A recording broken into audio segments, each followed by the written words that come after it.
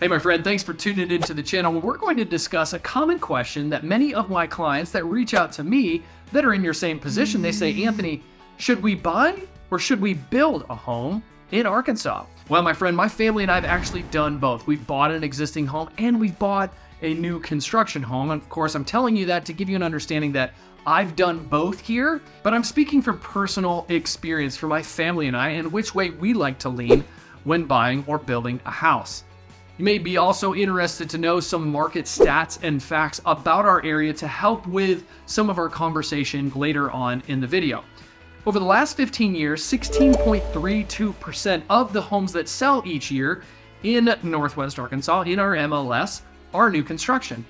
Over the last 5 years, that's jumped up to over 22% on average. You'd be shocked to know, my friend, that just last year in 2023, over 33% of the homes that were sold in Northwest Arkansas were new construction. This is very important knowledge to know as we go further on in this conversation. There are probably going to be things that you already know that are basic information about differences between buying and building, but of course it's 2024 and I'm going to bring those things back to light because I'm going to talk about what it is nowadays and of course specifically here to Northwest Arkansas.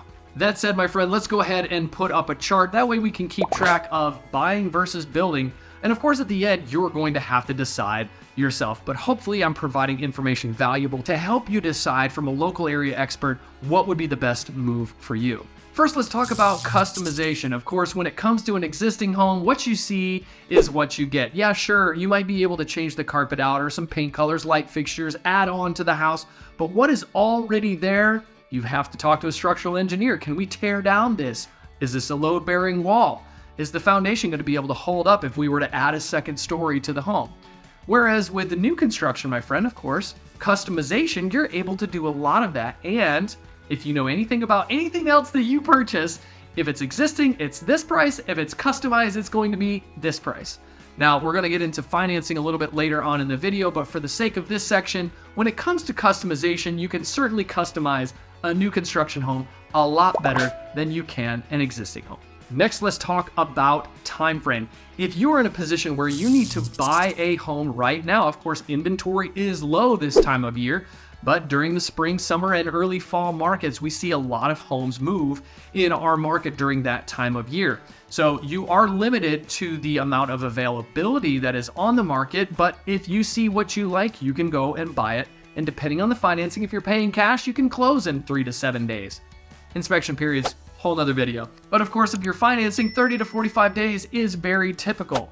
So now moving over to new construction, let's say you're going to build from the ground up. You're going to go purchase a piece of land, you're going to acquire your own subcontractors, or maybe you're going to have somebody else contract the build for you. Then you also have to figure out what are the plans going to be, what is the permitting process, survey process, all of those types of things that are going to elongate the time frame. My friend, once you've decided on a contractor, they might not be able to start on that property right away. They might be 6 months to a year out before they can even start on the build of the home that you're wanting to construct. This also elongates the process in moving into your new home.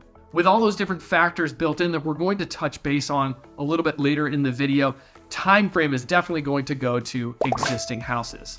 Now, we did give the category already to existing homes, but let's settle here for a second and talk about the new build process and the time frame it takes. It should be a no-brainer to you that it's going to take longer to build a custom home than it is to go out and buy an existing home. There's something that we need to talk about here as far as new build from the ground up and new build with a builder that already has an established neighborhood, and you just go pick out the model of the build, the colors, the features, and all those sorts of things. Whereas the custom build process is going to take a lot longer than building with a builder that already has a developed neighborhood. They've got the water and the curb and the gutters, the utilities already to the property. You're essentially picking a lot, picking the style of home and some of the interior features, and they'll go ahead and build it for you. They'll take care of all the details. Now, those are the two different types of new builds that we're talking about here. When it comes to that 33% I was talking to you about earlier, a majority of those builds are going to be a spec builder or one that already has some floor plans put together for you. Again, you're just picking the lot, picking the size, style of home, and they're going to build it for you. Custom home, year to 2 years.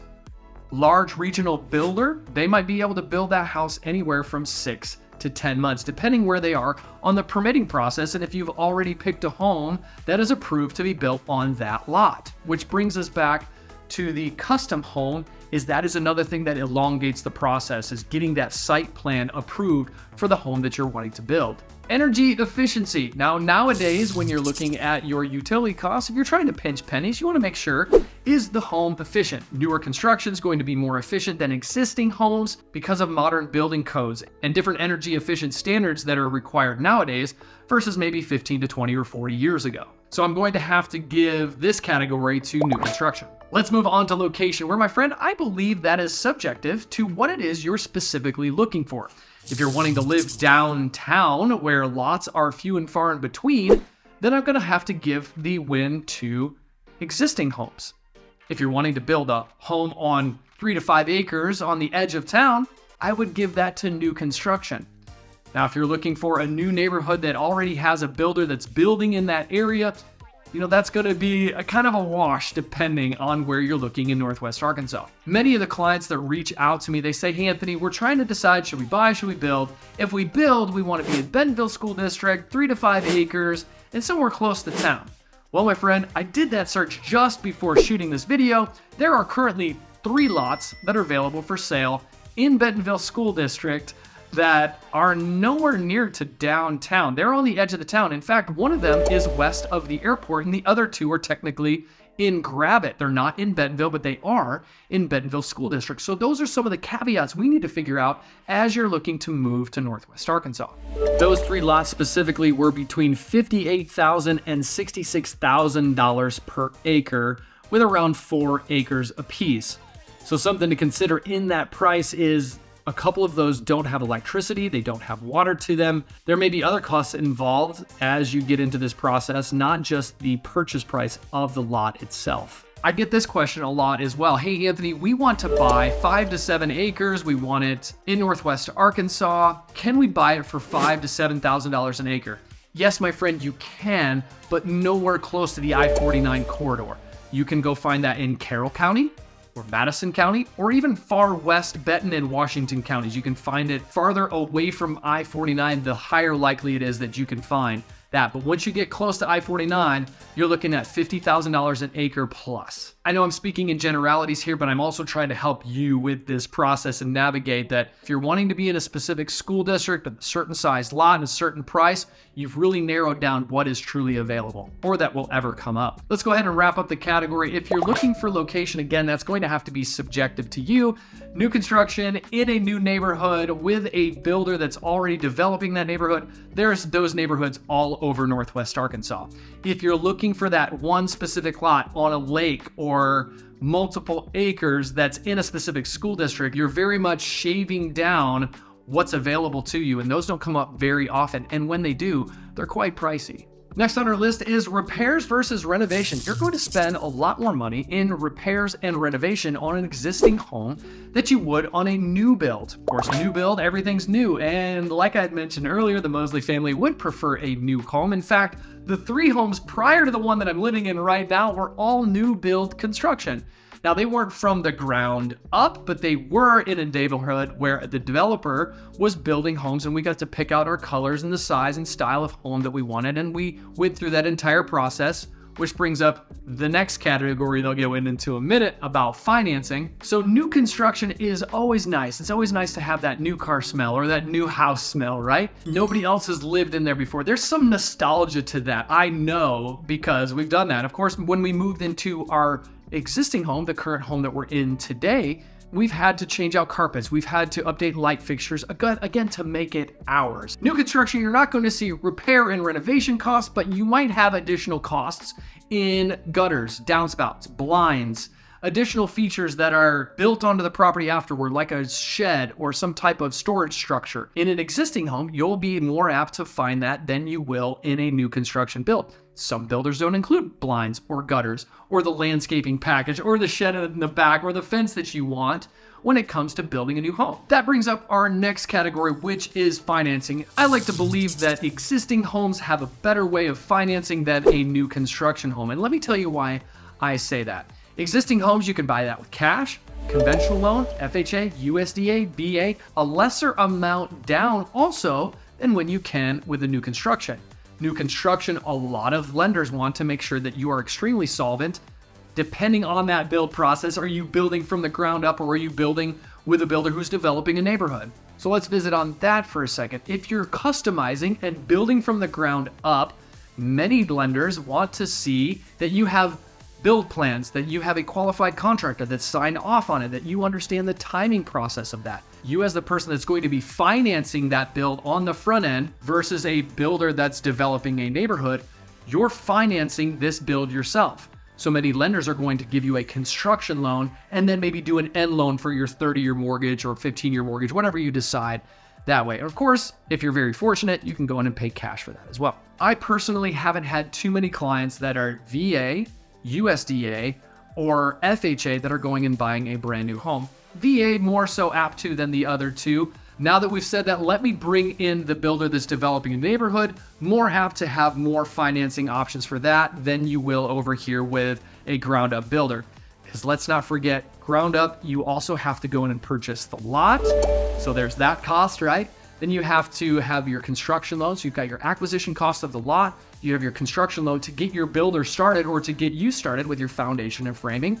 And then you have what's called your end loan to be able to finalize the financing of that for the remainder of the balance. Now, also throughout the build process, you're paying interest on a home that you cannot live in yet. Another cost to consider as you're doing ground up build or as you're doing a developer build is you're needing to live somewhere during the time that your new home is being built. Again, either ground up or developer built. That said, you're either renting or you're living in your current home before you move into one of these other types of new built homes. That's a type of line item cost that you need to factor in when buying or building. All of this said, my friend, I'm going to give financing to existing homes. Last but not least on our list is total cost. As I had mentioned at the beginning of this video, with existing homes, what you see is what you get. You know what your costs are going to be, again, depending on your type of financing. If you're paying cash, you're not going to have a mortgage or lender fees that you're going to have to pay.